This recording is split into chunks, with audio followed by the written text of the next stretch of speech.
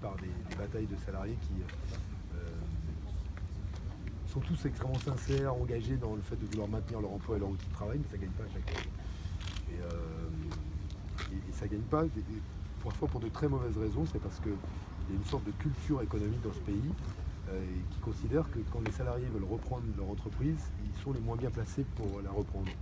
Et vous écoutez aujourd'hui, je le dis parce qu'il me l'a dit publiquement le président du MEDEF, il pense, lui, assez sincèrement, mais qu'une entreprise qui va être reprise par ses salariés risque de mourir très très vite. Or, moi j'avais essayé de le dire quand j'étais ministre de l'économie sociale, on a des statistiques, mais noir sur blanc, qui montrent que la durée de vie d'une entreprise reprise par ses salariés est plus longue que la durée de vie d'une entreprise reprise par un investisseur, un tiers, etc.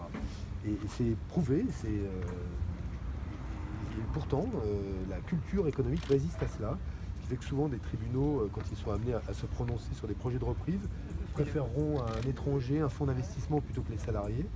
Et ici, ce qui est intéressant, c'est qu'on n'est pas encore dans une entreprise qui dégage tout de suite des bénéfices, parce que quand la production s'est arrêtée, il faut imposer une marque, il faut trouver des clients, il faut montrer en quoi le choix, les partis pris qui sont ceux des circuits de cours, du Made in France, du bio sont des partis pris aujourd'hui valables.